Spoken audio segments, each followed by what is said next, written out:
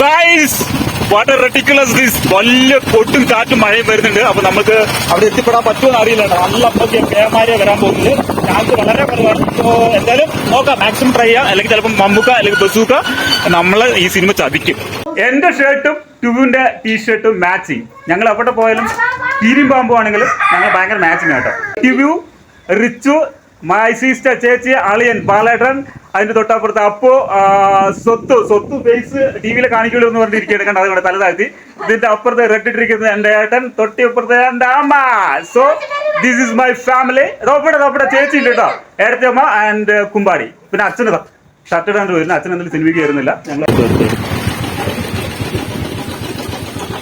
ഞങ്ങൾ എത്തി കേട്ടോ അവിടെ തിയേറ്ററിൽ എത്തി സേഫ്. ഞാനും അമ്മയും അപ്പും ഇവിടെ സേഫായിട്ട് എത്തി. ചെറിയ കാറ്റിൽ മഴയുണ്ട്, പക്ഷെ ഞങ്ങൾ ഇവിടെ എത്തി. പക്ഷെ പെട്ടുപോയതായിരുന്നു വെച്ചാൽ ഏട്ടനും അളിയനും ചേച്ചിയും നമ്മുടെ മെയിൻ ആൾക്കാർ. അതായത് തിയേറ്ററിലെ എക്സ്പീരിയൻസ് ആദ്യമായിട്ട് ചെയ്യാൻ വരുന്ന റിച്ചുവും അപ്പുവും നമ്മുടെ ചക്കരയായ ക്യൂസ്.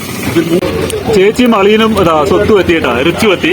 ഇനിയും രണ്ടുപേര് പെൻഡിങ് ഉണ്ട്, ഏട്ടനും ഇടത്തേമിയും ഉണ്ട് കേട്ടോ. സോ അതാ നാരഞ്ഞു താരയും മമ്മൂട്ടിയോടുള്ള അത്രയും പ്രിയമുള്ളതുകൊണ്ട് കേട്ടോ, അതുകൊണ്ടാണ് ആ ഒരു സംഭവം എടുക്കുന്നത്. ഏട്ടൻ അവൻ ഹെൽമെറ്റ് ഊരി വെക്കാൻ പോകുന്നത്. എന്തായാലും ഞങ്ങൾക്ക് ഭാഗ്യമുണ്ട് ബസൂക്ക് കാണാൻ. മമ്മൂട്ടി നമ്മളെ ചതിച്ചില്ല കേട്ടോ, മമ്മൂട്ടി നമ്മളെ ചതിച്ചില്ല.